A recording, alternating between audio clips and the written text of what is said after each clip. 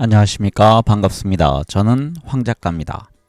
이종찬 회고록 숲은 고요하지 않다 두 번째 책, 오늘은 13장, 드디어 이제 김대중 대통령 만들기 부분이 나옵니다. 과연 1997년 선거에서 김대중 대통령의 탄생 과정에서 이종찬 전 국정원장은 어떤 기여를 했는지 살펴보겠습니다. 네, 이 13장은 길이가 두 번 정도 나눠서 읽어야 될 것 같습니다. 네, 우리 책의 308쪽입니다. 루신의 말처럼 처음부터 길은 없었다. 한 사람, 두 사람. 걸어가면 그것이 길이 되는 것이다. 마음속의 38선을 넘은 사람들, 그들이 길을 만들었다. 통일 논의의 물꼬가 터졌고 냉전의 우상들이 하나하나 무너져 갔다. 산비탈의 작은 샛길도 사람들이 다니면 넓은 길로 변하지만 다니지 않으면 잡초가 자라 길을 막는다. 네, 이 내용은 김연철 냉전의 추억, 산을 넘어 길을 만든다 라는 책의 일부분이었습니다. 이 김연철은 나중에 통일부 장관을 합니다. 문재인 정부에서. 네, 소제목은 15대 총선 패배를 딛고 대선 기획팀을 꾸리다입니다. 1996년 4월 11일에 실시된 제15대 국회의원 선거는 새정치국민회의의 완패로 끝났다. 선거 결과를 봐도 쉽게 이해할 수 있었다. 국회의원 의석수 299개 가운데 여당인 신한국당이 139석을 얻은 반면 국민회의는 79석에 그쳤다. 여당에서 축출당하다시피 한 김종필이 급히 창당한 자민련도 무려 50석을 확보해 예상 밖에 선전을 했고, 민주당에서 분당하여 국민회의를 결성할 때 반대하고 잔류한 꼬마 민주당도 15석이나 건졌다. 무소속이 16석으로 늘어난 것도 민주당의 분당이 초래한 결과였다. 국민회의는 특히 수도권에서 부진했다. 거기에는 나의 낙선도 포함되어 있었다. 국민회의 창당 때 김상현이 의리상 김대중 총재를 따라가긴 하지만 선거에서 대패할 것을 각오한다 라고 예견했던 것이 그대로 적중했다. 국민회의는 확고한 지역 기반인 호남에서 대승을 거두었을 뿐 중부권과 수도권에서는 완패했다. 강원 6.7%, 경북 1.6%, 경남 4.2%, 부산 6.4%, 대구 1.4% 등 동부지역에서는 전멸하다시피 했다. 1997년 대통령 선거에 국민회의의 간판으로 출마해야 할 김대중으로서는 이 총선이 중요한 징검다리였는데, 이처럼 부진한 결과를 받아든 이상 출마하겠다는 말조차 하기 어렵게 되었다. 당의 장내 아문이 몰려오는 듯한 위기감이 감돌았다. 국민회의 안에서는 선거 결과를 놓고 여러 가지로 패인을 분석했다. 을에 그랬듯이 여권의 탄압과 불공정 선거, 즉 금권, 광권, 언론 독점, 흑색 선전, 북풍 등이 원인이라는 지적도 있었지만 당원들은 마음속으로 민주당을 깨고 국민회의로 분당한 것이 결정적인 패인이라고 여기고 있었다. 김대중 총재의 권위에 묻혀 누구도 그것을 터놓고 말하지 못했을 뿐이다. 예컨대 분당 전인 1995년의 지방선거에서 민주당의 서울시장 후보 조순은 42.4%를 얻어 당선되었다. 그때 서울시 의회 의원들의 득표 합계는 48.6%였고 구청자들의 득표 합계도 47.9%에 이르렀다. 그러나 이번 총선에서는 서울 지역의 득표를 모두 합쳐봐야 35.2%에 지나지 않았다. 이런 부진은 경기도나 인천에서 모두 비슷했다. 이런 총선 부진은 시간이 지나면서 차츰 김대중 총재의 집권 창출 회의론으로 이어져 입에 오르내리기 시작했다. 반 DJ 성향의 언론에서는 기다렸다는 듯이 1998년 김영삼 대통령 임기가 끝남과 동시에 3기 퇴진도 이루어져야 한다는 논조가 등장했다. 총선 패배 이후 김대중 총재는 당사에 나타나지 않고 자택에 칩거했다.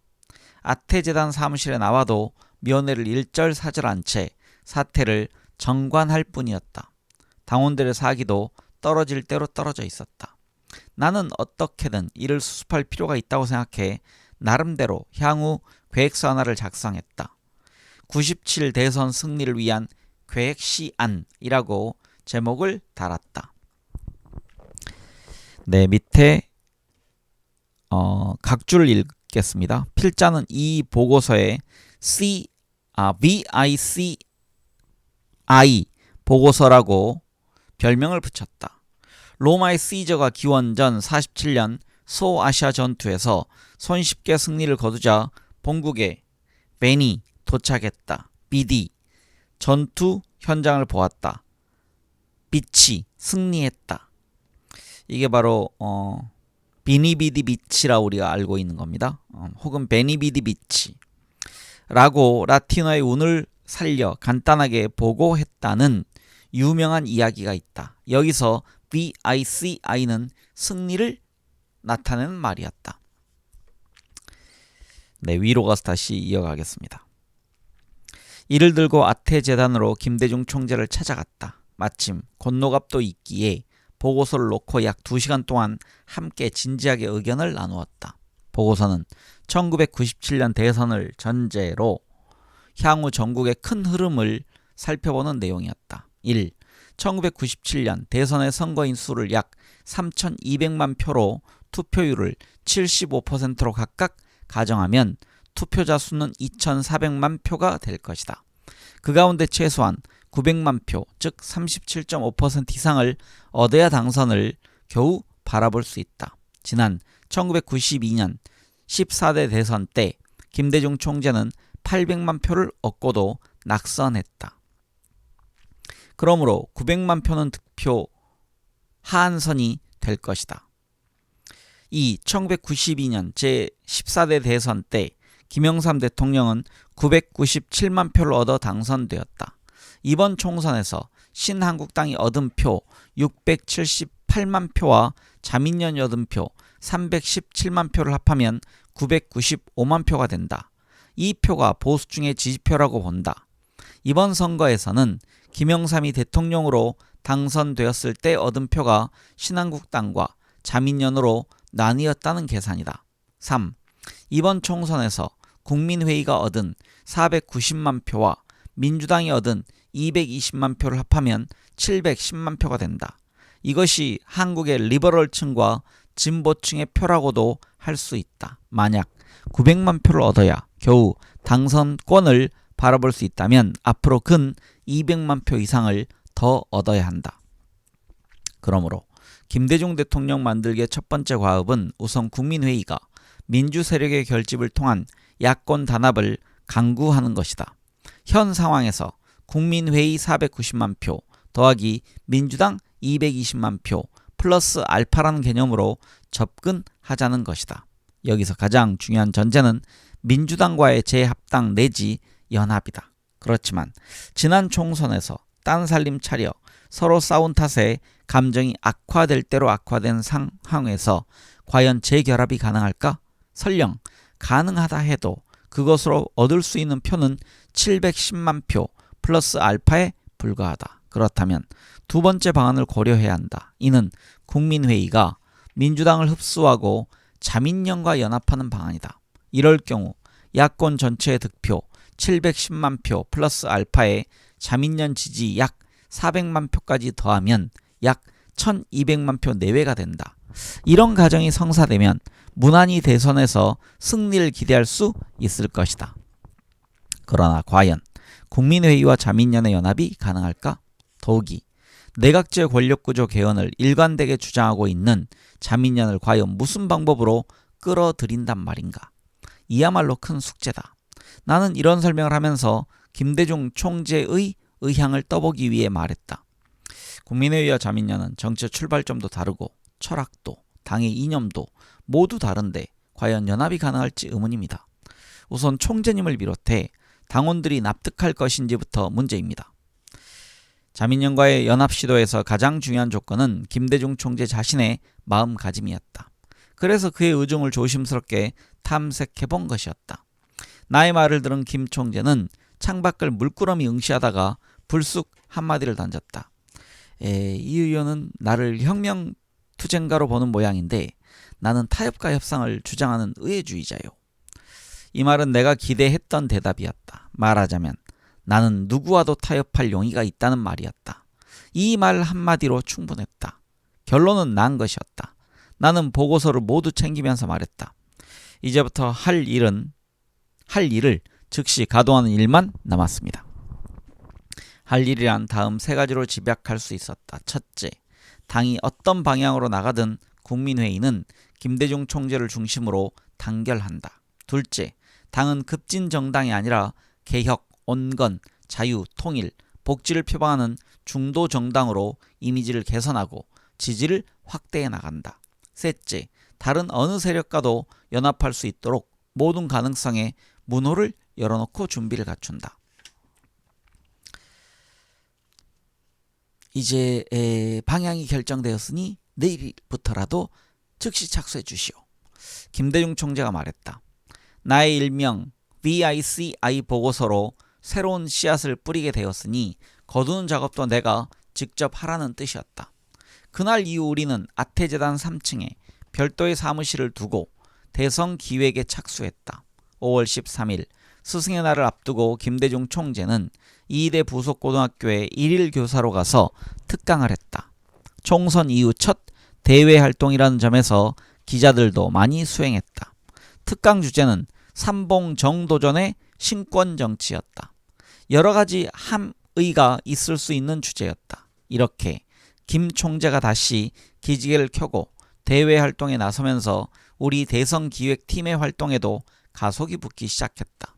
다만 총선 패배 후유증이 아직 남아있다는 점에서 그리고 야당 생활을 오래 해온 사람들의 자존심을 건드려서는 안 된다는 점에서 나는 계획 추진에 몸을 낮추었다. 그래서 97 필승팀은 당과는 별도 기구로서 공식적인 당무를 떠나 후보를 중심으로 한 기본 전략에만 집중하기로 했다. 처음에는 세부팀으로 전략기획팀, 이미지개발팀, 조직 담당팀을 두었으나 조직 담당팀은 당과 마찰이 생길 수 있다는 이유로 폐지했다. 97 필승팀의 전략기획 담당은 이강래였고 전반적인 지원은 박금옥이 맡았다. 그 밑에 약간의 실무자를 두었다. 이강래는 기획에 천부적인 자질이 있었다. 그가 작업한 전략기획팀에 기초계획을 놓고 매주 위원들이 모여 심층 토론을 했다. 97 필승팀은 대외적으로는 동북아 연구모임으로 위장하고 아태재단 3층에 사무실을 열어 작업을 진행했다. 제1차 과제는 김대중 이미지 만들기 작업이었다. 이미지 개발의 가장 중요한 토대는 김대중 총재에 대한 국민의 인식을 파악하는 작업이었다. 이 작업은 가혹하다고 할 만큼 철저하게 진행했다. 후보의 모든 것을 완전히 벗기는 작업이었다. 우리는 이 작업을 위해 어떤 선입견이나 개인의 감정을 떠나 철저한 브레인스토밍을 해야 한다고 여러 차례 강조했다. 사실 1987년 선거와 1992년 선거에서 그의 측근 모두 그를 제왕처럼 떠받들 줄만 알았지 후보로서의 약점과 미비점을 보충하는 데에는 소홀했다고 보았기 때문이다. 인강 김대중의 약점을 완전히 까발리는 작업을 진행하는데 가장 중요한 것은 우리와 총재 간의 신뢰였다. 김 총재에게 무슨 말이든 다 할 수 있는 소통의 신뢰가 중요했다. 이 작업을 위해 밝은 세상이라는 기획팀이 꾸려졌다. 그 팀의 수장은 윤흥렬로 김 총재 사돈의 아들, 즉 김홍일 의원의 처남이었다. 그는 광고 기획에 일가견이 있었다. 팀원들의 몇몇도 기획 부문에서 발군의 실력자들이었다. 이 팀을 뒷받침하는 사람은 김 총재의 차남 김홍업이었다. 이 정도 진용이라면 냉정하게 김대중 후보라는 작품을 만들어가는데 손색이 없었다. 필승팀은 출범 이후 매주 한 차례 아태재단 사무실에서 정기회의로 모였다. 위원으로는 임동원 아태재단 사무총장, 황용배 후원회 처장, 정동영, 천정배, 정세균, 백이선, 전병헌, 라종일, 박지원 등이 참여했다.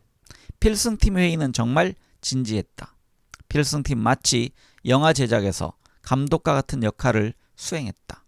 감독이 반드시 주연 배우보다 더 우수하다고 볼 수는 없다. 그러나 일단 영화를 제작할 때에는 어떤 유명 배우도 감독의 명령에 따라야 한다. 명배우라고 해서 감독을 제치고 자기가 대본도 고치고 메가폰도 잡고 카메라 앵글도 결정하려 들면 그 영화는 죽도 밥도 안 된다. 선거도 같다. 후보는 기획팀이 정한 일정대로 뛰어야 하고 연기를 해야 한다. 웃을 때는 웃고 웅변이 필요할 때는 부르짖어야 한다. 과연 자존심 강한 김대중 총재가 우리 기획을 순순히 따를까 걱정이 컸다. 그렇다 후보가 연기할 수 없는 것, 교정이 불가능한 것을 강요해서는 안 된다. 예컨대 후보의 호남 사투리를 교정하려 애를 쓴 일이 있었다. 불가능했다. 일생을 통해 고정된 말투를 바꾸기란 불가능했다. 차라리 이를 선용하는 방법이 더 좋지 않을까 하는 생각으로 나아갔다. 여하튼 기획팀이 절대적인 권한을 행사하도록 위임을 받아야 한다는 데에는 이론이 없었다. 후보는 일단 기획팀의 일관된 선거 전략을 추진하도록 보장해야 한다. 과거에도 기획팀이 있었다. 그러나 선거 중반전에 들어가면 많은 사람들이 저마다 한마디씩 거들어 결과적으로 선거 전략에 심대한 차질을 빚었던 쓰라린 경험이 있었다. 한편 김대중이라는 인물을 가령 21세기를 바라보던 대통령, 통일 대통령, 정권교체를 이번만은 37년간의 경상도 정권, 이번만은 바꿉시다 등등 국민들 마음속에 숨어있는 감정이 호소할 수 있는 이미지로 내세우면 효과가 있을 것 같기도 했으나 좀 더 고려해야 할 부분이 있었다. 국민 가운데 정권이 다른 지역을 기반으로 하는 세력으로 바뀌어야 한다는 데에 동의하면서도 김대중으로 바뀌는 문제에 대해서만은 거부하는 층도 상당히 있음을 인식하고 이에 대한 전략을 준비해야 했다. 자민련과의 연합 공조에 대해서도 깊이 생각해야 했다. 김종필 총재와의 연대나 자민련과의 공조는 일정한 기간이 넘어가면 그때마다 새로운 명분을 제시할 필요가 있었다.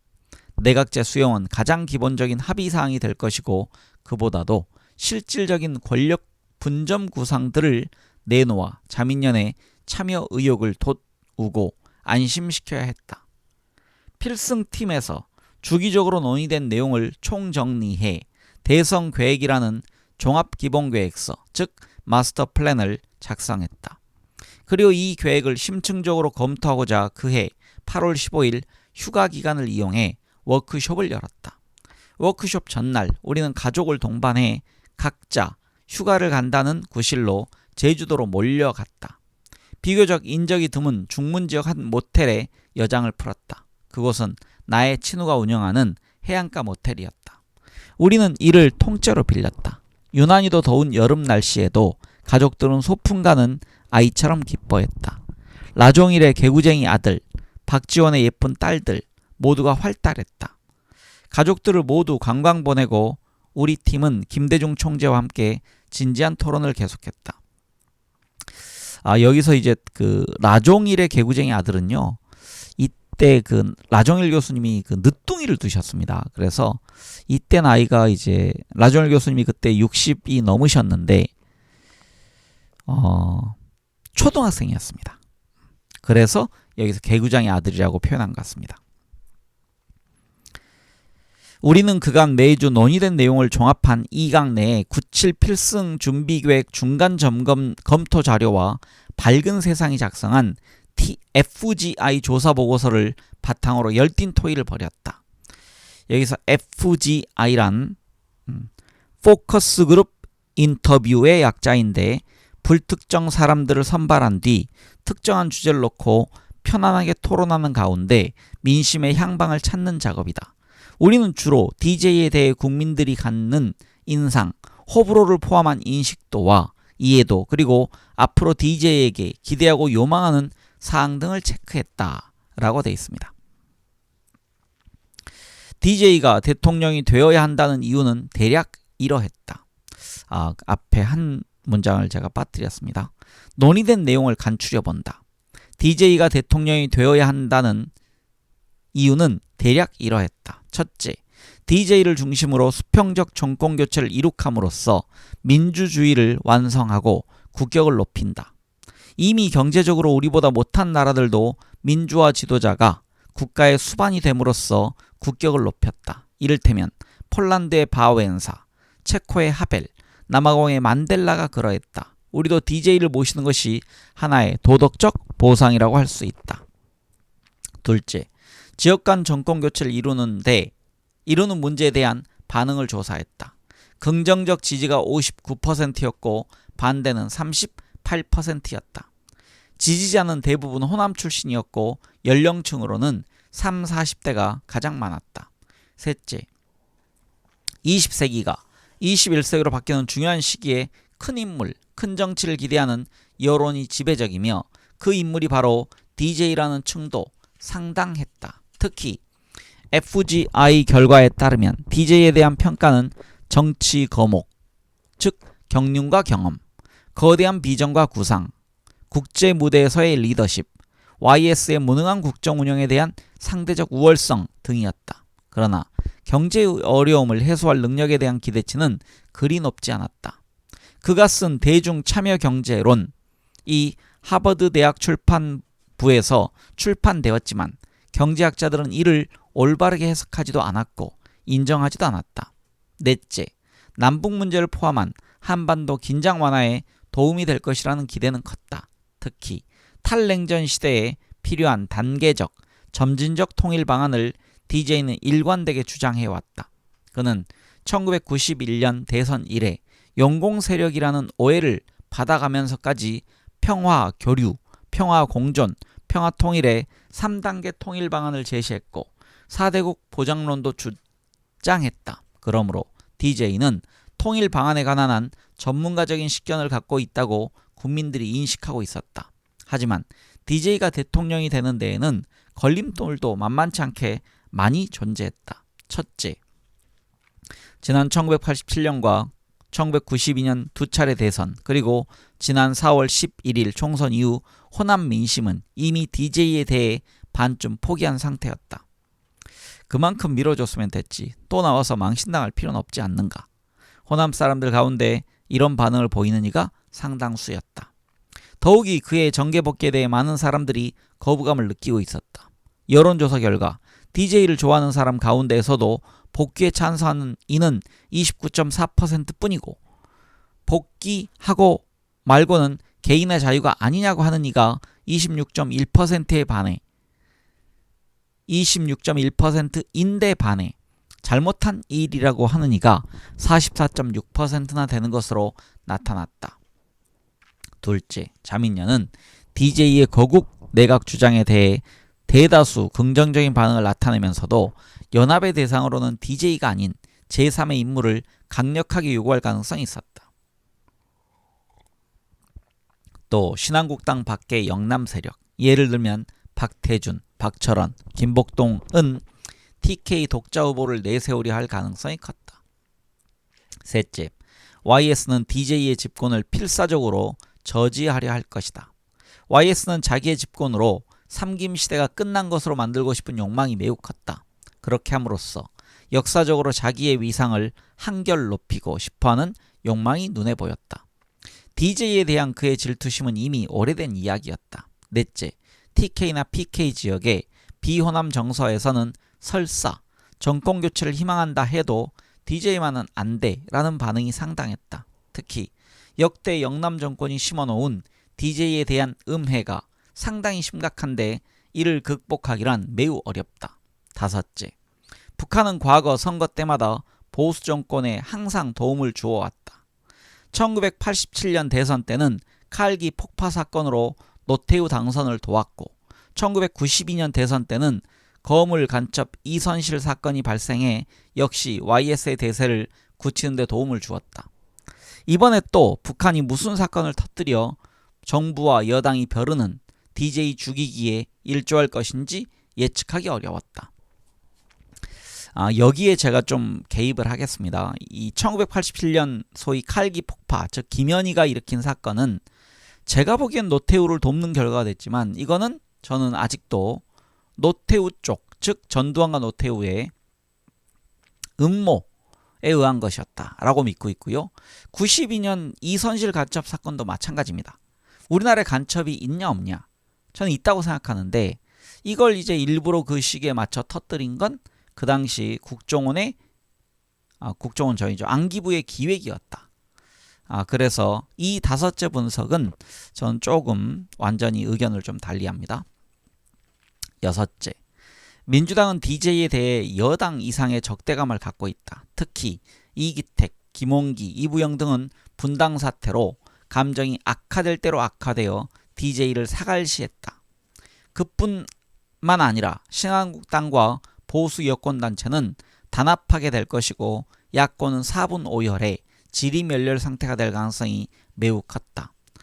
여기서 지금 좀 재밌는 분이 김홍기 원내 총무입니다. 그러니까 원내 총무로 많이 기억되고 나중에 국회의장까지 했는데 이 당시에 이제 김홍기란 분은 지금 김대중 대통령이 창당한 당에 합류하지 않고요. 새정치국민회의 이게 나중에 바뀌었나요? 아무튼 김대중 대통령의 창당에 합류하지 않고 꼬마 민주당으로 갔습니다. 그래서 김홍기 전 국회의장은 이 무렵부터 DJ와 약간 다른 길을 걷습니다.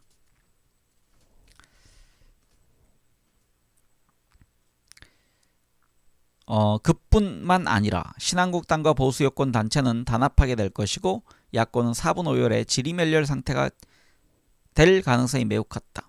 그 외에도 DJ에 대한 적대적인 세력은 많았다.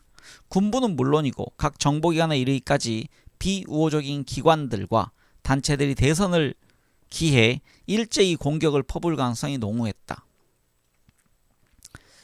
여기서 넘어가기 전에 잠깐 언급할까요? 여기서 이제 이기택은 나중에 박근혜 쪽에 붙게 되고요. 이 김홍기 의장은 노무현 대통령의 정치적 멘토라 불립니다. 그래서 거의 노무현 대통령과 길을 함께 하는데 김대중 대통령과는 이런 관계가 있었던 상황이고 나중에 이제 노무현 대통령과 김대중 대통령이 결합을 합니다. 그때는 이제 같이 합류하죠. 이런 모든 사항에 대비해 항목별로 진지한 토론이 있었다. 모두가 가장 불리한 상황을 가정해 대책을 세우고 의견을 모았다. 마지막 건의사항도 검토했다. 이강래는 당의 건의사항을 여러 가지 준비했지만 다시 읽겠습니다. 이강래는 당초 건의사항을 여러 가지 준비했지만 나는 DJ가 당장 시행할 수 있는 한두 가지 시급한 과제로 집약하자고 주장했다. 주문이 너무 많으면 혼란스러워질 것이고 지켜지지 않을 가능성도 있기 때문에 건의사항을 압축했다. 그래서 내가 말문을 열었다. 첫 번째 건의사항. 현재 당의 운영은 모두 총재 중심으로 되어 있습니다. 심지어 10만원짜리 사업도 총재가 결재해야 진행됩니다. 총재가 외부 행사에 나가면 모두가 총재가 나타나기만 기다리고 총재가 돌아오면 서로 결재를 받으려고 줄을 섭니다. 이는 비능률적입니다. 앞으로 행사가 점점 많아질 텐데 집안 살림에 대한 권한 위임이 필요합니다. 그러므로 총재 권한대행 체제를 두어야 합니다. 그리고 상한을 두어 가령 500만원짜리 사업 이하는 총재 권한대행이 결재할 수 있도록 위임해야 합니다. DJ는 동의하면서도 한마디 짚고 넘어갔다. 그러면 누구한테 대행을 시키면 좋겠어요? 그는 내 얼굴을 빤히 쳐다봤다. 나는 그 순간 혹시 내가 대행을 하고 싶어 하는 이야기로 들리지 않았을까 하는 생각이 들었다. 저는 아닙니다. 연령순으로 우선 조세영 부총재를 먼저 시켜보시지요. 만약 못마땅하면 그 다음에 김영배 부총재 순으로 내려가면 되지 않을까요? 이 말에 DJ는 수긍했다. 서울 올라가서 결정합시다. 이는 승낙의 표시였다. 두 번째 건의사항. 이제부터의 총재님의 일정은 선거 전략의 일환으로 짜야 합니다. 지금까지는 총재님이 일정 수첩을 보고 직접 결정했지만 이제는 그 수첩을 우리에게 주어서 우리가 스케줄을 짜도록 해야 합니다. DJ는 이 문제에 관한 한 양보하지 않을 태세였다. 아니, 일정 수첩에는 나만 알고 있어야 할 일정도 있는데 어떻게 모두 공개합니까? 할 수 없이 절충안을 마련했다. 그러면 우리가 대충 주간 일정을 짜서 보내면 총재께서 빈칸에다 채워주셔서 일정을 운영토록 하지요. 이렇게 정리했다. 여기서 이제 이 당시 상황을 좀 말씀드리면요. 여기서 이제 김대중 총재가, 당시 총재가 본인만이 알아야 될 일정, 이게 주로 이제 영입할 인사들 비밀스럽게 만나거나 아니면 주로 정치 자금을 좀 얻는 그런 만남 등을, 이게 밖으로 나가면 안 되겠죠. 그 당시 정치 상황이 이렇게 힘들고 어려웠습니다. 어렵게 워크숍이 끝났고 이제 본격적인 후보 전략 일정에 따라 한 주 한 주 보내게 되었다. 앞으로 국민회의에, 정당명이 이때 국민회의였네요. 제가 앞에서 확실치 못해서 죄송합니다. 앞으로 국민회의의 후보 결정 과정을 어떻게 국민이 납득할 수 있는 방법으로 풀어나갈지가 걱정이었다. 자칫 국민들이 늙은 DJ가 또 나와? 정권력이 많군. 삼전 사기한다고? 그만하지 라고 비난하는 가운데서도 꿋꿋하게 역시 김대중이야 하는 찬사가 나올 수 있도록 그 프로세스가 멋있어야 했다. 어떻게 할 것인가? 어려운 과제가 남아있었다. 네, 다음 소제목은 DJ 비서실장직을 고사하다입니다. 국민회의 대통령 후보는 김대중 총재라고 생각하는 경향이 있었다. 전당대회 해봤자 만장일치 박수대회로 끝날 것이 뻔한데 적당히 하자. 그런 인식이 태반이었다. 그러나 실제로는 그것이 그렇게 간단하진 않았다. 국민회의 전당대회는 1997년 5월 19일 올림픽 경기장에서 진행되었다. 전당대회가 열리기까지 많은 우여곡절이 있었다. 첫째, 김상현이 정대철과 함께 반 DJ 연합전선을 형성했다. 김상현은 총선 참패 이후 이미 DJ와 대립각을 세워왔다. 총선 부진은 민주당과의 분당에 그 원인이 있고 총선 참패는 DJ에 대한 국민의 심판이라는 주장이었다. 그리고 은근히 자기의파 사람들에게 DJ 다음은 김상현이라는 구도를 비춰왔다. 사실 김상현의 조직력은 만만치 않았다. DJ도 나에게 김상현을 우습게 보지 마시오. 조직관리에 철저한 사람이요. 라고 경고를 여러 번 했었다. 김상현은 사실 야당 내 비호남 지역에 뿌리를 깊이 내리고 있었다. 호남은 이미 DJ의 영토이므로 비호남 지역을 목표로 일찌감치 공을 들여왔다. 이런 문제를 사전에 알고 DJ 측근 그룹에서도 이에 대비했다. 권노갑을 경북 안동 지역 지구당 위원장으로 보낸 것, 한화갑을 내세워 영남 충청권 위원장 50여 명을 홍도로 초청해 관광을 시킨 것 모두가 그 일환이었다. 여기서 이제 권노갑 경북 안동 위원장은 좀 생뚱맞아 보이잖아요. 이분이 이제 목포 선거를 나왔는데, 근데 이분이 그 이제 안동 권씨, 그래서 태어나기를 안동에서 태어났습니다. 그래서 경북 안동 지구당 위원장, 이게 바로 그 민주당 혹은 국민회의의 동진 정책의 일환이었습니다. 네, 이어가겠습니다. 그러나 김상현이 가만히 있을 리 없었다. 그는 DJ에 비해 국제적 식견이나 비전이 약하다는 점을 보완하기 위해 미국 내셔널 프레스 클럽에서 연설하는 계획을 추진하고 일본도 방문하는 등 보폭을 넓혔다.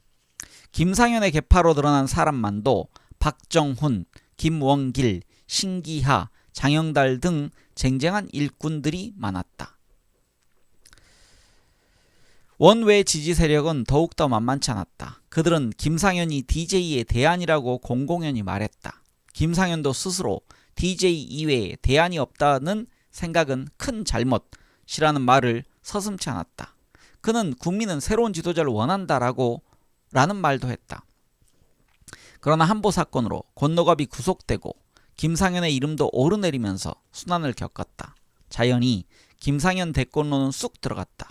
그러자 그는 당권과 대권을 분리하자는 안을 내놓았다. 후보는 김대중, 당 총재는 김상현으로 하자는 것이었다. 이 말의 숨은 뜻은 김대중 후보가 설령 대선에 실패하더라도 당권만은 자신이 확실하게 잡겠다는 속셈이었다. 나는 개인적으로 김상현과 친숙한 사이였지만 그의 당권 도전에는 반대할 수밖에 없었다. 나는 김상현식 정치에 찬동하지 않았다. 그것은 일본 스타일을 닮은 구시대의 유물이었다. 보수 체제를 유지하기 위한 고육책이었을 수도 있다. 하지만 탈냉전 시대의 정치는 당연히 정책 대결로 넘어가야 했다. 둘째, 정대철이 대선 후보 경선에 나서기로 했다. 정대철도 제15대 총선 이후 DJ 시대가 끝났다고 노골적으로 공언하고 다녔다. 포스트 DJ 고지를 선점하려는 계획을 세운 것이었다. 그는 조직력이 취약했다. 그래서 김상현과 연합해 당권과 대권을 분리하는 방안에 편승했던 것이다. 여기 제가 잠깐 배경 설명을 하면요. 이 정대철 의원은 정일영 박사의 아들입니다. 그리고 정일영 박사는 또 김대중 대통령의 정치적 또 멘토입니다. 그래서 어릴 때부터 정대철 의원과 김대중 그 당시 젊은 정치인이 친합니다. 학창시절부터. 그리고 이 정대철 의원은 서울대 법대를 나온 굉장히 그리고 미국에서 박사학위를 받은 엘리트입니다. 근데 이제 이때 97년에 지금 대선 후보로 나서서 당내 경선을 합니다. 근데 나중에 이제 정대철 의원의 회고록을 보면 여기에 대해서 굉장히 많이 후회합니다. 이 당시에 내가 나서지 말걸. 그리고 그때 뭐 후보 경선이었기 때문에 독한 말을 할 수밖에 없는 것이죠. 그래서 인간적으로는 김대중 대통령하고 아주 친했지만 나이 차이가 제가 알기로 15살 차이 난다고 본인이 말씀하셨던 것 같은데 그래서 그 마음의 빚을 좀 가지고 있다는 표현을 여러 차례 했습니다. 이어가겠습니다. 그는 노골적으로 나에게 자기를 지지해달라고 요청했다. 형이 DJ에 대해 무엇을 안다고 그러시오? 이번에 또 실패합니다. 그러면 당도 죽고 본인도 죽습니다. 숫째 나에게 기회를 주면 당도 살고 DJ는 호메이리가 되면 되는 거 아닙니까? 나는 할 말이 없었다. 한 가지만 말했다. 자네 선친이나 자친 이태영 박사, 자친이라는 얘기는 어머니를 의미합니다. 모친. 이태영 박사가 계셨다면 과연 자네가 이런 길로 가는 것을 찬동했을 것이라고 생각하나? 그리고 더는 말하지 않았다. 정대철로서는 경선을 하는 것이 어떻든 손해볼 것이 없다고 생각을 했을 것이고 형식에 불과하더라도 김대중과 맞서로 경쟁한 기록이 더 중요했는지도 모르겠다. 셋째, 김근태는 전당대회에서 통과 의례로 후보를 선출하면 안 된다는 주장을 폈다. 보세요. 신한국당에서 저렇게 7용 8용이 나와서 경쟁하니 후보 선출 과정을 모두 언론이 중요하게 다루지 않습니까? 만약 우리가 전당대회를 박수대회로 끝내면 정말 더 어려운 싸움을 하게 될 겁니다. 전당대회 열기를 올리는 방향으로 갑시다. 그의 말은 100번 옳았다. 그러나 과연 DJ를 상대로 경선을 한다고 열도가 높아질까? 잘못하면 쇼한다는 말이나 듣게 되지. 이런 고집스러운 주장들이 계속 나오고 있었기 때문에 전당대회를 앞두고 나는 김대중 대통령 후보 추대위원회 위원장으로서 가능한 한 많은 대의원을 만나 설득 작업을 벌였다. 이 경선에는 방송 토론도 포함되어 있었다. 신한국당 후보들이 모두 방송에 출연해 기염을 토하는 것처럼 야당에도 기회를 나누어 주었다. 신한국당에 비해 김이 빠지기는 했지만 그래도 DJ는 열심히 토론했다. 그는 경쟁 상대인 김상현이나 정대철을 의식하지 않고 앞으로 나라를 어떻게 만들겠다는 자신의 구상만 열심히 설명했다. 이런 전략은 주요했다. 전당대회 당일에도 각 후보는 연설 기회를 가졌다. 김상현으로서는 흥분한 나머지 본의 아니게 미친놈, 정신병자 등의 표현을 쓴 것이 결정적 실수였다. 물론 그가 연설하기는 대단히 어렵게 되어 있었다. DJ를 직접 비난하거나 공격하기도 어려웠다.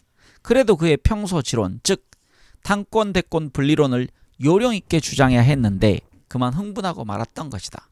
매끄럽게 하지 못했다. 정대철은 DJ는 안 되고 나는 된다 라는 식의 장황한 설명을 폈다. 여론조사 수치에 지나치게 의존한 설명은 설득력이 약했다.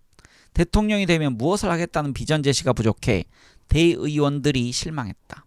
정대철이라는 상품을 세일즈하기에 혹이었는데 준비가 부족한 듯했다. 오히려 내빈으로 연단에 오른 자민련의 김복동 부총재와 조순 서울시장의 연설이 대의원들의 호감을 얻었다. 김종필 총재를 대리해서 온 김복동 부총재는 콘크리트 야권 공조와 단일 후보 필승론을 강조해 우레와 같은 박수를 받았다. 또 조순 시장의 정권교체 당위론이 대의원들의 공감을 샀다.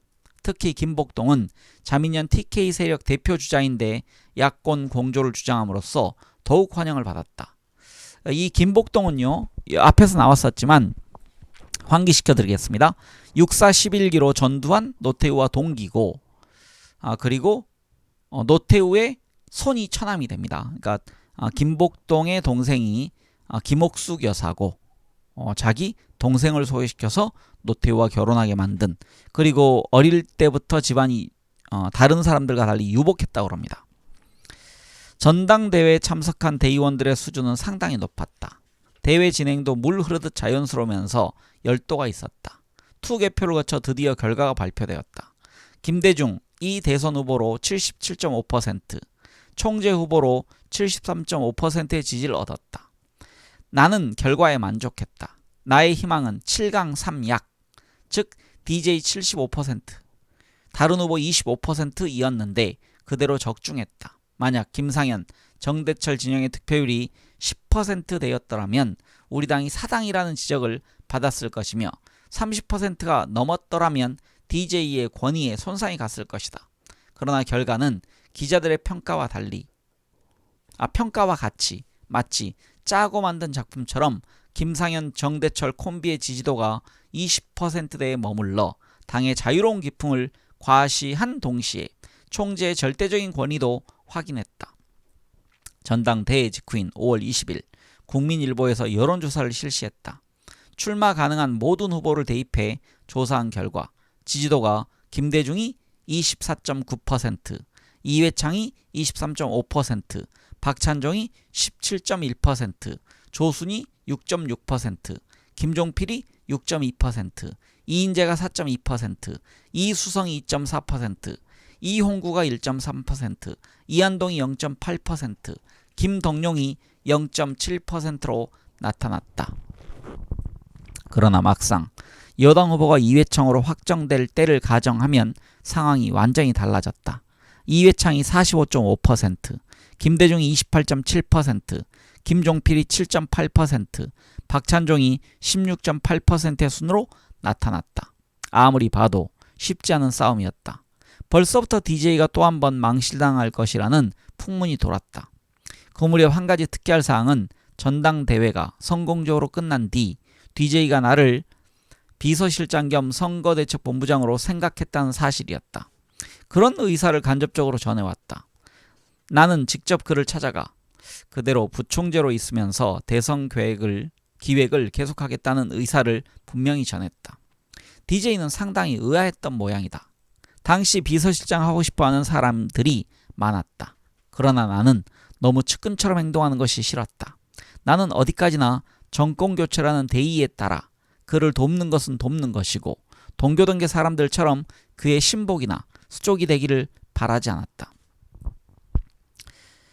나는 이 부총재가 더 소신껏 일하려면 나와 거리가 더 가까워져야 한다고 생각했는데 그는 말끝을 흐렸지만 나의 고사는 단호했다. 제가 너무 앞에 설치는 것이 오히려 부담이 될 것 같습니다. 하지만 대통령 선거 운동만은 제가 책임지고 끌고 나가겠습니다. 이것은 나의 자존심이었다. 그러나 DJ는 몹시 실망한 눈치였다. 아마 이때 느꼈던 거리감 때문에 그는 나를 참모로 기용하면서도 다른 한편으로는 내가 그의 품속으로 쉽게 들어가지 않는 것을 보며 거리를 두었던 것 같다. 이런 감정은 오래 지속되었다. 하지만 내가 DJ 품속으로 들어가기에는 피차 사이즈가 맞지 않는다는 생각을 떨칠 수 없었다. 전당대회를 계기로 당직이 개편되었다. 내가 건의한 대로 당헌 개정안이 상정되어 통과되었다. 많은 사람들이 감투쓰기를 바라고 있었다. 그래서 대선본부도 당무본부와 기획본부로 양분했다. 당무 쪽은 당내 인맥을 잘 아는 안동선 부총재가 맡고 기획 쪽만 내가 맡기로 했다. 나는 오랫동안 야당을 해온 사람들을 위해 자리를 마련하는 것이 당연하다고 생각했다.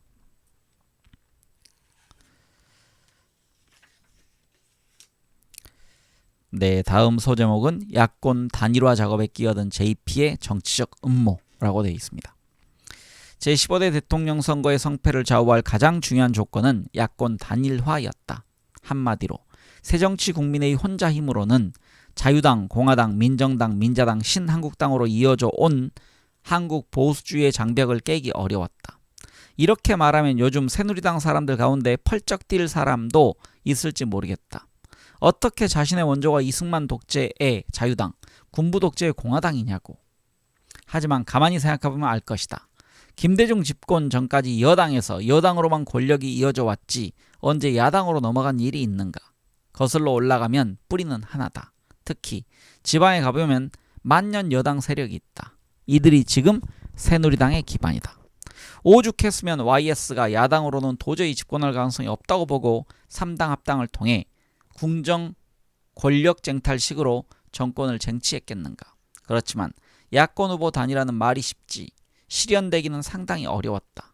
이승만 독재에 함께 대항한다던 1956년 제3대 대선 때도 신익희와 조봉암의 단일화는 실패했다. 박정희 민정 이양 후에도 여러 차례 후보 단일화 노력이 있었지만 모두 말뿐이었고 실제로 이루어진 것은 없었다. 그런 점에서 1997년의 대통령 선거는 대단히 중요했다. 야당이 여당이 되는 최초의 역사를 만드는 작업이었다. 야당의 오랜 투사 DJ를 대표 선수로 일단 전제하고 단일화 작업을 추진하는 것이었다. 갈 길은 첩첩산중이었지만 단일화 작업을 성공시켜보자는 의욕은 솟구쳤다. 자민련과의 후보 단일화는 공동 정권을 전제로 진행되었다. 정당 간의 연립 정권은 대통령 제하에서 시행하기 어려운 과제였지만 이를 실현한다면 그것 또한 우리 정치사상 초유의 실험이 될 것이었다. 우리 정치사에 기적으로 기록될지도 모르는 일이었다. 물론 국민의 내부 작업도 전혀 만만치 않았다.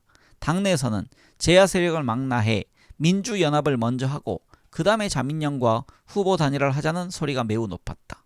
김상현, 정대철, 김근태가 주동이 된 이 주장은 지금까지 온갖 희생을 무릅쓰고 DJ를 지지해온 반독재 민주화 세력, 운동권 출신의 젊은 세대, 사회 변혁을 바라는 온건 진보 세력, 서민, 인권단체, 노동, 농민 세력 등을 모두 먼저 묶어 지지 기반을 확보하자는 것이었다. 그러나 나나, 조세형, 한강옥의 주장은 이들 제야 세력이야 어차피 DJ에게 오겠지만 자민련과의 후보 단일화 교섭은 시기가 중요하니 자민련이 한눈 팔기 전에 결론을 내야 한다는 것이었다. 성향으로 볼 때 자민련이 신한국당과 연합할 가능성이 더 큰 것은 불문가지였다. 그러나 YS와 그 측근들이 JP를 몰아내는 바람에 자민련이 태어났고 자민련은 제15대 총선에서 그런 JP의 굴욕감을 바탕으로 반사 이익을 누리지 않았나. 실제 총선 과정에서도 자민련은 신한국당과 곳곳에서 격렬하게 싸웠다. 이러한 구원 때문에, 구원이라는 얘기는 오래된 원한이라는 얘기입니다.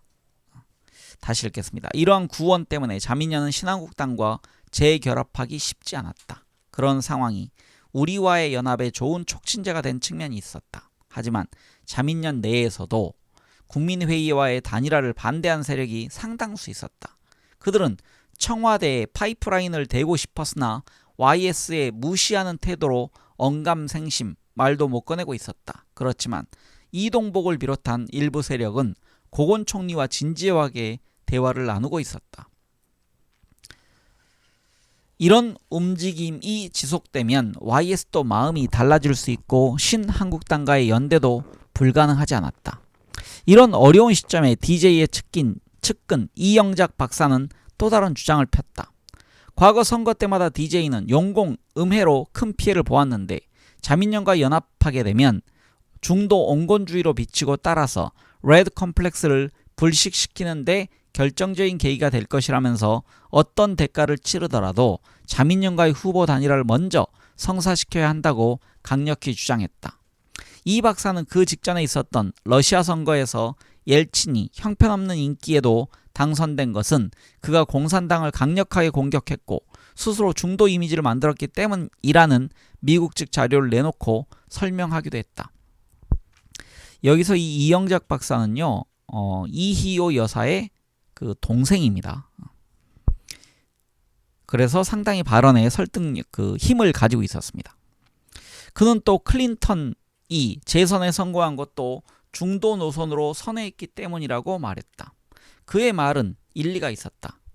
그렇긴 해도 DJ 주변에는 아직 제야 세력을 의식하는 사람들이 많았다. 그들은 산토끼 잡으려다 집토끼 놓칠까 우려했다. 내가 자민련과의 선 단일화를 주장하는 데에는 또 다른 이유가 있었다. 자민련에는 집권 경험이 있는 인사들이 많아 국민들에게 안도감을 준다는 것이었다. 자민련에는 과거 3050 시절 근대화와 산업화의 주역이었거나 과거 정부에서 경험을 쌓은 이들이 많았다.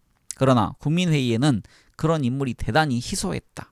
그래서 후보는 준비가 되었지만 정당은 미숙해 정권을 잡으면 많은 시행착오를 거치리라는 국민의 불안감에도 사전에 대비해야 했다. 이는 독일 3인당의 집권 과정을 보면 쉽게 이해할 수 있었다. 네, 다음 글은요. 이종찬 야당연합 후보 단일화 정권교체의 지름길 신동아 9월호 1997년에 실렸던 글을 여기 있습니다. 독일에서는 오랫동안 집권해온 기민당의 대체 세력인 3인당이 국민들로부터 많은 지지를 받고 있었으나 선거 때만 되면 야당 집권에 불안을 느낀 유권자들이 표를 몰아주지 않아 번번이 실패했다. 1966년 3인당은 집권 전략의 일환으로 기민당과의 대연정을 통해 야당 집권에 대한 국민의 불안감을 불식시킨 뒤 1969년 드디어 단독 집권에 성공했다. 네, 이게 내용입니다. 신동아에 실렸던 다시 읽기를 이어가겠습니다. 국민회의는 제15대 국회의원 선거 이래 자민련과 철저한 정책 공조를 이루어왔다. 이를테면 6월 13일 양당은 합동의원총회를 소집해 주식용 쌀 수입 문제에 관한 공동성명을 발표했고 선거법, 정치자금법, 세법, 중소기업 활성화 관련법, 통합방송법 등에 관해서도 공동작업에 들어갔다. 이러한 노력을 두고 여당인 신한국당은 찰떡궁합이라고 비아냥거리기도 했다. 이 모든 것은 최종적으로 후보 단일화를 이루기 위한 사전 조율이었다. 이런 노력의 한편에서 국민회의는 서둘러 야권 대통령 후보 단일화 추진위원회를 구성했다. 6월 10일 당내의 대단추가 지금 야권 대통령 후보 단일화 추진위원회의 약자입니다. 대단추 첫 모임이 열렸다. 위원장은 한광옥, 부위원장에는 박상천 원내총무가 각각 맡았고 위원으로는 조세형, 김봉호, 김영배, 김근태, 박상규, 이종찬, 김인곤, 임채정 등이 선임되었다. 간사는 박광태였다. 이들은 크게 두 부류였다. 과거 경력으로 미루어 자민련 쪽과 친숙한 사람들이 한 부류였고 제야 쪽과 많은 유대를 맺고 있는 사람들이 또 한 부류였다. 대단추가 구성되었으면 그 다음 절차는 자민련과 본격적으로 대화하는 일이었다. 그러나 자민련은 6월 25일 전당대회 이후라야 교섭이 가능하다고 버텼다. 전당대회를 앞두고 JP의 내각제 관련 발언 수위가 점점 높아졌다. 그는 다음 대선에 출마할 것이고 만약 당선되면 즉시 내각제 개헌에 착수할 것이며 개헌안이 통과되면 대통령직에서 물러나겠다라고 공개적으로 표명했다. 그는 개헌에 대한 국민회의와의 차이점도 지적했다. 자민련은 대선의 목적이 내각제 실현인 반면 국민회의는 대통령 선거 승리가 목적이고 그 후에 내각제를 하자는 것이라면서 그러나 이런 이견이 있지만 후보 단일화를 위한 협상 창구는 열어놓겠다라고 여운을 남겼다. DJ도 JP의 발언에 힘을 실어주기 위해 내각제 실현을 위해 노력할 것이며 국민 4,500만 명을 증인으로 자민련과 약속하는 것이므로 합의하면 반드시 지킬 것이라고 말했다. 국민회의와 자민련의 이러한 장군멍군식 화답은 당시 신한국당 8용의 경선에 묻혀 큰 관심을 받지 못했지만 자민련 내의 후보 단일화 반대 측에게는 상당한 쐐기가 되었던 것이 사실이다. 6월 25일 자민련 전당대회가 열렸다. 예상대로 JP는 대의원 82.3%의 지지를 받아 압도적으로 승리했다. 전당대회 후 자민련도 즉시 선거대책기구를 발족했다. 그 기구의 명칭은 집권기획위원회였다. 국민회의는 선거대책기구와 단일화 추진기구를 이원적으로 구성했지만 자민련은 단일 기구화함으로써 적극적인 인상을 주었다. 이 위원회는 김용환 부총재를 위원장, 이정무 원내총무와 이태섭, 배명국, 박철원, 정상천, 주양자 등 부총재, 강창희, 김종학, 지대섭, 조부영, 김정남 당무위원 등 11명의 위원으로 구성되었고 간사는 이양희가 맡았다. 대개 나와는 민정당 시절부터 허심탄회한 사이여서 대화 통로가 마련된 셈이었다. 그러나 역시 후보 단일화는 어려운 작업이었다. 국민회의의 대단추는 몸이 달아 바짝 서둘렀으나 우리의 상대는 계속 밑태를 보이면서도 결코 서두르지 않았다. 밑태란 얘기는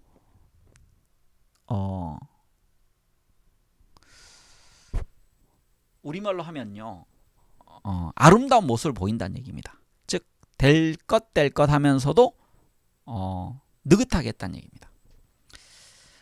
언제나 몇 가지 조건을 놓고 저울질했다. 첫 번째 문제는 역시 후보를 누구로 하느냐가 될 수밖에 없었다. 국민회의는 물론 김대중 후보를 기정사실로 하고자 할 것이다. 그렇지만 자민련의 생각은 다를 수도 있다. 둘째, 내각제에 대해 어떤 형식으로 합의할 것이냐는 문제다. 국민회의나 DJ가 내각제에 큰 의지를 갖지 않은 것은 사실이었다. 마지못해 응하고 있다는 인상을 지우기 어려웠다. 그렇지만 자민련이 신한국당으로부터 갈라선 것은 내각제를 기대하기 어렵기 때문이라고 그들은 설명했다. 자민련 창당의 가장 선명한 명분도 내각제 개헌이라고 했다. 결국 내각제 개헌에 합의한다면 개헌 시기가 가장 중요한 현안이 될 것이다. 차기 대통령 임기 중 아니면 임기 말 이 문제도 상당한 변수였다. 그런 가운데 7월 초 어느 날 이태섭, 이건계, 김근태와 함께 저녁 식사를 하며 단일화에 대한 의견을 나누었다. 이건계는 노골적으로 불만을 드러냈다. 이건계는요,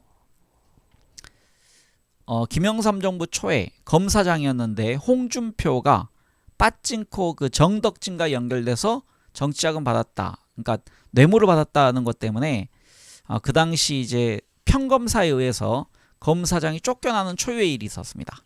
그 주인공이 이건계고요. 아버지가 박정희 대통령의 군대 후배입니다. 그래서 어릴 때 청와대에 가서 박근혜와 이렇게 나이 차이가 좀 있지만 이건계가 더 많습니다. 어릴 때 뛰어놀았다. 이런 평이 있는 사람입니다. 이건계가 노골적으로 불만을 드러냈다. 무조건 김대중 후보로 단일화하는 것을 전제로 따라오라고 하는 건 문제가 있습니다. 당내 사기에도 영향이 크고. 나는 이태섭, 이건계 두 사람에게 분명하게 몇 가지를 정리해 주었다. 후보 단일화는 물론 최종 단계에서 양 후보 간의 직접 담판으로 결정될 일이지만 우선 현재 국민 여론을 보면 이번에는 김대중이라는 말이 더 설득력이 있지 않나. 또 정당 지지도도 국민회의가 더 높은 것이 현실 아닌가. 마지막으로 우리 정치에서 영호남의 대립이 심각한 가운데 호남은 항상 소외되어 온 것이 사실이다. 그러므로 이번 한 번은 호남에서 대통령이 나와야 전국적인 지역 감정이 누그러질 것 같다. 물론 충청도 민심이 그렇지 않다는 주장도 이해한다. 그러나 김종필 총재는 이미 한나라의 2인자로서 확고한 위치에 있었던 분 아닌가. 며칠 후 JP와 가장 가까운 한병기 대사와도 만나서 진지하게 의논을 교환했다. 국민회의는 분명 김종필 총재를 공동정권의 수장 가운데 한 분으로 모십니다. 그리고 내각제는 지금 당장 실현하기는 어렵지만 국민회의가 단일화를 위해 마지못해 수용하는 것이 아니라 21세기형 권력의 안정화를 위해 필요하다고 생각하고 있습니다. 7월 18일 김대중 총재가 직접 주재하는 대단추 모임이 있었다. 자민련과의 공동정부론을 다시 분명하게 정리했다. DJ는 이렇게 말했다. 첫째, 야권 단일화는 단순히 권력 나눠먹기가 아니다. 산업화 세력과 민주화 세력이 화해하고 화합하는 역사적 의미가 있다. 둘째, 보수 세력과 개혁 세력이 결합하는 역사적 의미도 있다. 셋째, 정치 안정을 희구하는 지지층과 안정소의 개혁을 지지하는 층 모두에게 희망을 줄 수 있다. 역시 DJ는 이런 식의 정리에 탁월했다. 그리고 회의 말미에 DJ는 자민련과의 회의 단일화를 위해 모두 말조심하자고 강조했다.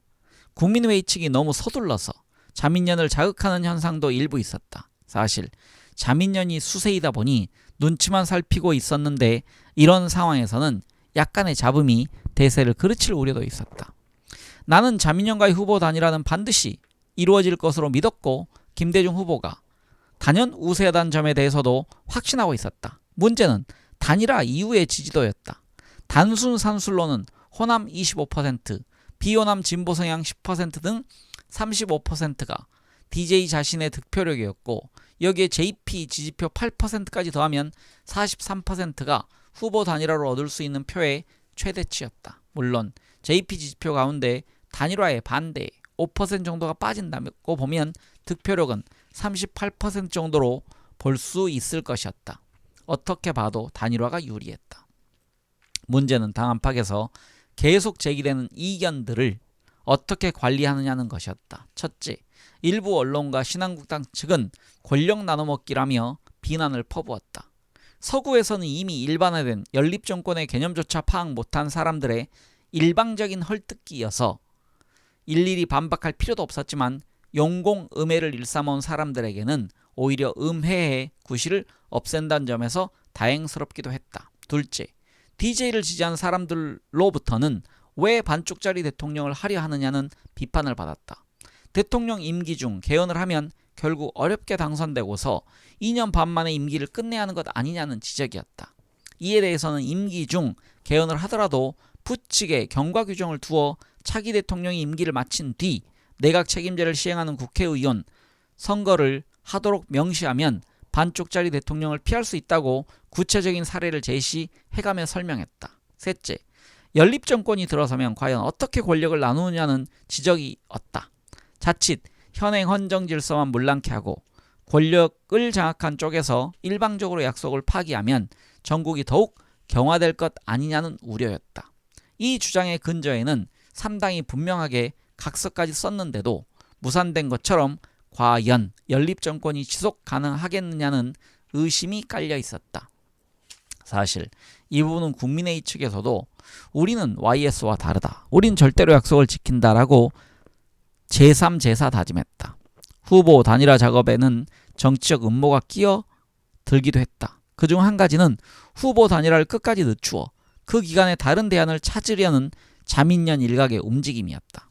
이를테면 이동복 비서실장은 공개적으로 후보 단일화 3단계론을 내놓고 초를 쳤다. 그는 1단계로 우선 내각제 실시 시기를 논의하고 연립정권의 지분을 분명하게 해놓으며 2단계로 후보 단일화의 조건, 원칙, 방법 등에 대해 협상하고 3단계에 가서 단일 후보를 선출하자는 것이었다. 이렇게 미룬다면 단일화는 11월에 가서야 결론이 날 것이었다. 나는 수차례 걸쳐 이동복에게 조기 단일화의 불가피성을 설득했지만 그는 다른 생각이 있어서 전혀 호응하지 않았다. 이런 지연작전에 보조를 맞추듯 JP가 느닷없이 완전 연서론을 제기했다. 그는 얼마 남지 않은 나의 정치 생명을 불사를 것이라면서 내가 가장 보기 싫은 것이 타다 남은 장작개비며 나는 완전 연소되어 제가 되고 싶다는 등의 교원으로 많은 사람들을 헷갈리게 했다. 그러는 가운데 그해 9월 김우중 회장이 북한 진출 사업을 위해 평양에 다녀온 뒤 방북 결과를 설명하고자 당시 권영해 안기부장을 찾아간 일이 있었다. 이때 권 부장이 김대중이 집권하면 우리 경제는 완전히 깨지고 만다. 어떤 방법이든 막아야 한다라면서 김 회장이 자민련 교섭 창구인 김용환과 친하니 단일화를 포기하도록 그를 잘 설득해달라고 부탁했다. 말이 부탁이지 명령이나 같은 것이었다. 김우중은 당황해 즉시 김용환을 찾아 권 부장의 메시지를 전했지만 김용환은 이를 불쾌하게 받아들였다. 사실 김용환에게는 그 나름대로 생각이 있었다. 이미 전해인 1996년 말 JP의 지시를 받아 DJ를 따로 은밀히 만나 내각제를 전제로 한 DJP 공조 문제에 대해 깊은 대화를 나누었다. 그러므로 한강옥과의 협상은 형식적일 뿐이었다. 그런데 그 순간에도 JP가 뒤에서 이중 플레이를 하는지는 김용환도 몰랐다. JP는 YS와 따로 내각제에 합의하고자 추진 중이었다. 그러던 중 매일경제에 JP의 인터뷰가 보도되었다. 국가가 편안해지려면 김영삼 대통령이 영단을 내려 중대 결심을 해야 한다 라는 내용이었다. 이는 현재 진행 중인 대선을 중지하고 비상사태라도 선포해 내각제 개헌을 하라는 압력이었다. 김용환도 놀랐다. 즉시 비서실장인 이동복에게 확인한 결과 그것이 JP의 진의임을 그제야 알았다. 좀 더 자세히 파고 들어가니 김용환 자신이 전혀 알지 못하는 음모가 진행되고 있었다. 그는 즉각 당 사무국에 있는 측근 송업교에게 확인했다. 송업교는 JP의 밀명에 따라 서울 시내에 사무실을 차리고 헌법 개정 연구를 진행 중이라고 말했다.